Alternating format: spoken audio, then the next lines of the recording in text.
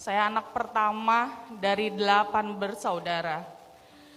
Dulunya ayah saya sebagian besar orang bilang kiai, tapi kami anak-anaknya 8 bersaudara itu jadi sosok yang fatherless. Ayah saya nggak pernah ada di rumah, nggak pernah merangkul sedikit pun anak-anaknya. Adik saya dimasukkan pesantren sama ayah saya sejak umur 3,5 tahun sampai umur 18 tahun. Efeknya dari itu apa? Sejak umur 9 atau 10 tahun, setiap adik saya pulang dari pesantren, saya tuh selalu terima kekerasan dari adik saya. Kekerasan luar biasa, karena efek dia dendam. Dia ngerasa kenapa cuma dia yang dibuang ke pesantren, kenapa saya enak-enakan di rumah. Itu kekerasan berlangsung bertahun-tahun dari umur saya 9 sampai mungkin umur saya 18 tahun. Saya mau memutuskan nikah cepat, karena kalau saya nggak nikah cepat, Ustadz, mungkin saya mati. Karena kekerasan yang adik saya lakukan itu luar biasa. Bagaimana saya mau menerima takdir, Ustadz? Bukankah adik saya masuk pesantren itu karena kepatuhan ibu saya terhadap perintah ayah? Perintah ayah itu berdasarkan perintah dari kiainya. Sekarang adik saya punya 3 anak. Dengan segala kekerasan yang sudah dia lakukan, pada akhirnya dia berakhir skizofrenia. Dengan segala kekerasan yang sudah dia lakukan kepada saya, pada akhirnya anak-anaknya jadi tanggungan saya. Dan karena begitu beratnya apa yang saya tanggung, suami saya nggak bisa terima, Ustadz. Dia minta saya pilih keluargamu atau aku. Karena saya nggak bisa milih, saya bilang gini, kamu bisa dapat perempuan yang lebih baik dari saya, tapi keluarga saya nggak bisa dapat anak saya nggak bisa dapat ibu lain, adik saya nggak bisa dapat kakak yang lain, keponakan saya nggak bisa dapat tante. Jadi silakan kamu yang pergi.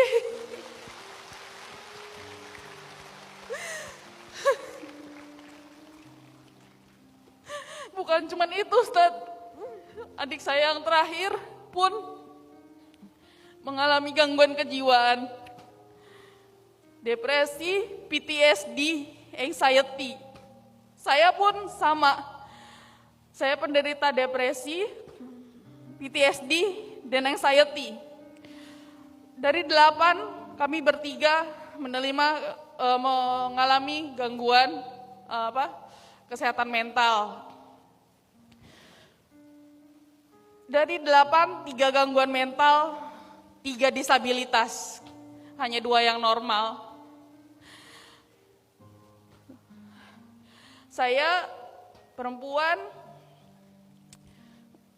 orang bilang sandwich generation, buat saya nggak apa-apa. Cuman saya sempat tanya ke beberapa kajian, mana yang harus saya pilih, suami atau keluarga. Rata-rata semua bilang saya harus mengutamakan suami. Karena tanggung jawab keluarga itu ada pada anak laki-laki. Tapi tidak ada anak laki-laki di keluarga saya, Ustadz. Semua anak laki-laki kena gangguan jiwa. Saya harus bagaimana? Bagaimana saya bisa menerima takdir ini? Dan sekarang ya suami saya juga milih pergi. Karena dia gak kuat dengan apa yang harus saya tanggung setiap bulannya. Itu aja Ustadz, jadi memang tidak semudah itu menerima takdir. Teteh AA juga merasakan sekali nggak mudah kalau ada dalam kondisi teteh. Tapi saya akan bilang begini, kalau ada yang nanya, Ahilman, kenapa ujianku seberat ini? Saya menjawab, karena teteh sekuat itu.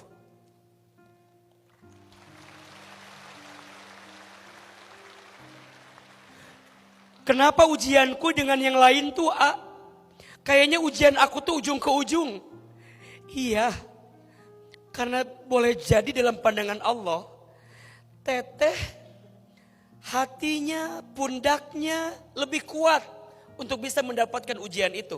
Dan percayalah, Allah tidak mungkin menempatkan satu ujian kepada seseorang kecuali Allah tahu hati dan pundaknya kuat menerima itu. La yukallifullahu nafsan illa wus'aha. Allah tidak akan memberikanmu beban melebihi batas kemampuanmu.